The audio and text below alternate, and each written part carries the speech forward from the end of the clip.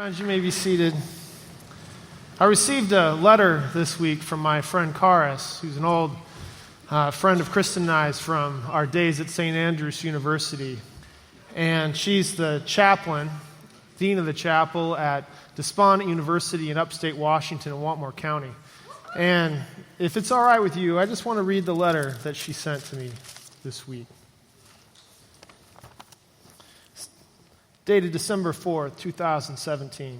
Dear Trygve, I hope you will read this in the evening, because this is when I'm writing it to you. I've just come back from working at the Jones, our campus fitness facility, and now I'm nestled in my study at Revelation Memorial Chapel, sipping tea and musing about the questions of life. I like to come in at night when no one is here to write and to think. I like the quiet in the dark hours. I like the solitude of working when everyone is gone. What's your Norwegian word for that physical experience of cozy? Koselig? That's what it feels like tonight as I write. I'm sitting in my wooden chair at my desk looking out the window of my study. I'm listening to a band called Low, whose Christmas album has a kind of folksy reprise where tradition meets innovation in a sonic geography of warmth and light. It's snowing outside my window. It's our first dusting of the season. And as the snow falls and hits the light off the street lanterns, the snowflakes look like a million electrified winter fireflies buzzing in the wind. The trees are bare now, but from my window I can see the big maple in front of the chapel and the Douglas firs lining the sidewalk of Viking Square, wrapped in soft blue and white lights for the holiday season. It's beautiful. I'm using that term in the proper sense, where the combination of qualities such as shape, color, and form pleases my aesthetic senses, especially my sight. Maybe this is one of the reasons why I love this time of year. I see beauty magnified in the intensity of the season. And this is an intense time on a college campus. Of all people, you know what I'm talking about. Just 4 months ago, fresh energy was palpably experienced like too much caffeine in the body. The campus was jittery. But in December, the energy shifts. Suddenly, post-Thanksgiving break, everyone is focused. I see students doing what they were supposed to be doing all semester long, studying. I can see the seriousness on the faces as they come and go out of the library, going to class, walking, even hanging out.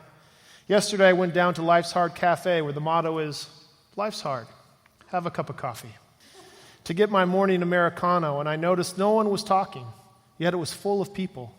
Everyone was either on their laptops with headphones on or sitting with heads deep in a book. Again, it was beautiful. All that learning being intentionally absorbed. I love it. But I love focused intensity in all its forms, which is maybe why I love finals weeks so much and why I find it so invigorating. I love this time of year not just because everyone on campus is working hard or because the snow and Christmas lights are lovely to look at through the thick window panes of my study, but because this is my favorite liturgical season, Advent. In Advent, we inaugurate a new year in the church. And as we turn the calendar, we enter another year of expectant longing and hoping. There's something about the emphasis on a yearning of hope that I find comforting. It's the season that gives voice to my interior life, full of deep desires for something more. I'm constantly in Advent, it seems. I love Advent because this is the season when I can find myself again, or maybe it's the other way around.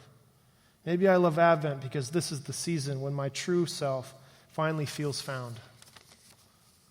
I love Advent because it reminds my heart of something fundamental and elemental about my life, our life. The truth that we are not alone.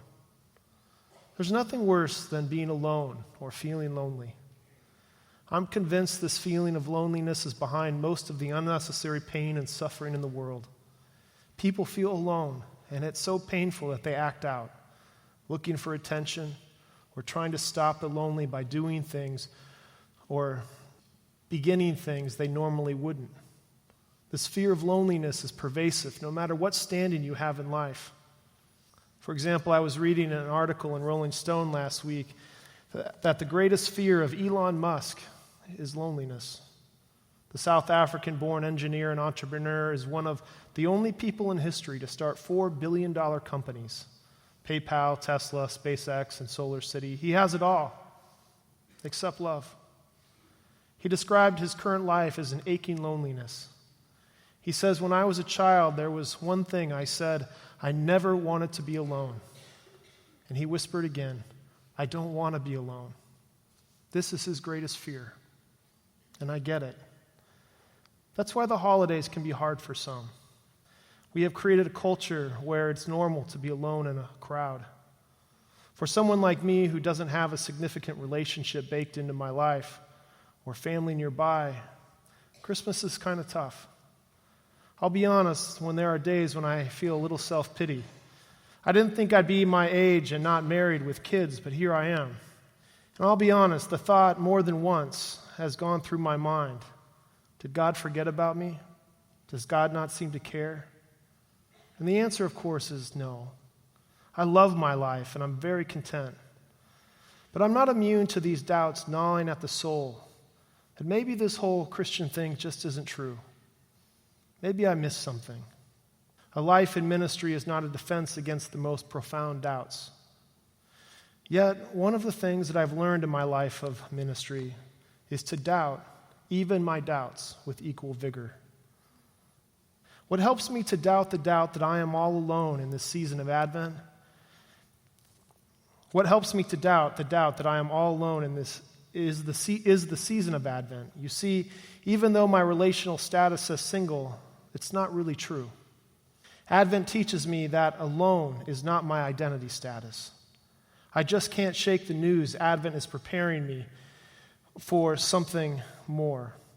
This is the revelation that orients the desires of my life. I know there is so much dysfunction and demagoguery in the atmosphere right now, but the revelation of a God who actually shows up in our life, in our history, to save us, to love us, is something I find, beautiful. Advent helps us to see a world where God shows up. If Christmas is about anything, it's about a God coming to us so that we will not be alone anymore. Advent is my antidote that inoculates me from my loneliness, because in Advent I find myself in a world where God shows up face to face. I feel this immunization every time I hear the Christmas story. I particularly love the story in the Gospel of Luke of the shepherds living in the fields, keeping watch over their flock by night. The shepherds are by themselves, alone. No one really paying much attention to who they are or what they do. I feel like that sometimes. Just a worker in the field that no one really cares all that much about what I'm doing or who I am.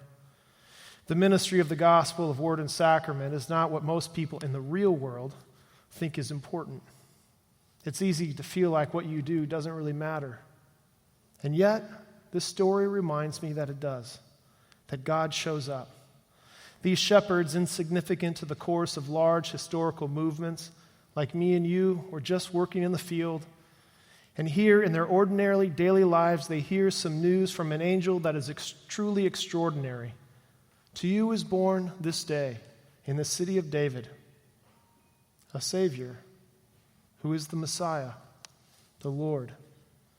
And they go with haste to find out if it's true. And what I find unbelievable is that they find him, just like the angel said they would.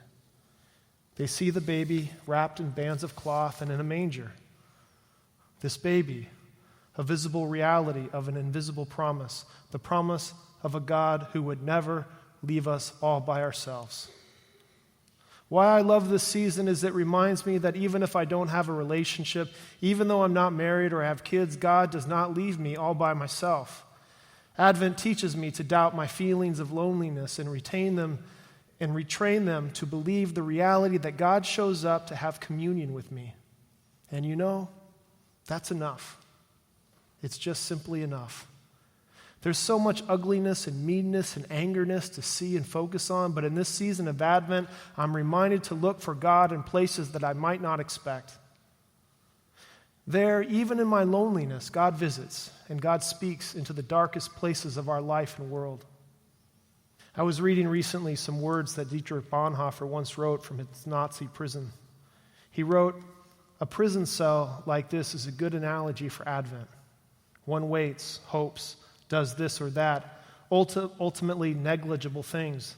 The door is locked and can only be opened from the outside." As I reflect on Bonhoeffer's words, I wonder, are these the words of a man who has grown hopeless? Or are they the words of one who has been stripped of all pretense? The words of one who has had to face the questions that we so often ignore as we inoculate ourselves with vain and empty things of distraction?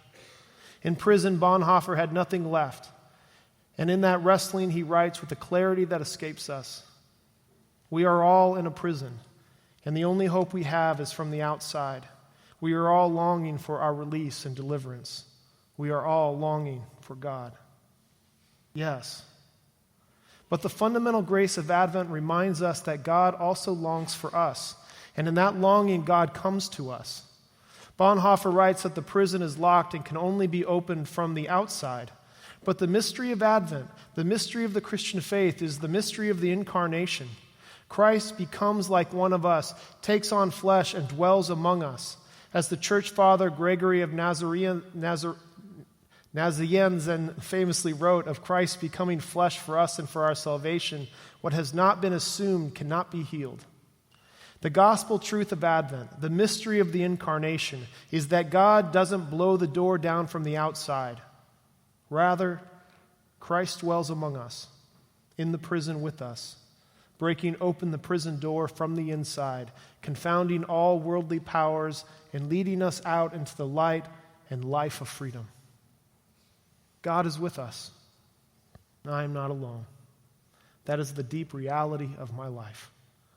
And so as I sit in my study and sip my tea and look out the snow swirling in the wind like melting ice in a glass of whiskey, I'm reminded that God is here with me and with you in this world he so loves, because the God who shows up continues to show up. That we might say is beautiful in the proper sense. Blessing on your Advent season from Despondent You. Give Kristen and kids love from Auntie Karis. Keep loving your people, your place, and above all the word. Walk this world of many gifts and be grateful. Merry Christmas. Your friend, Karis.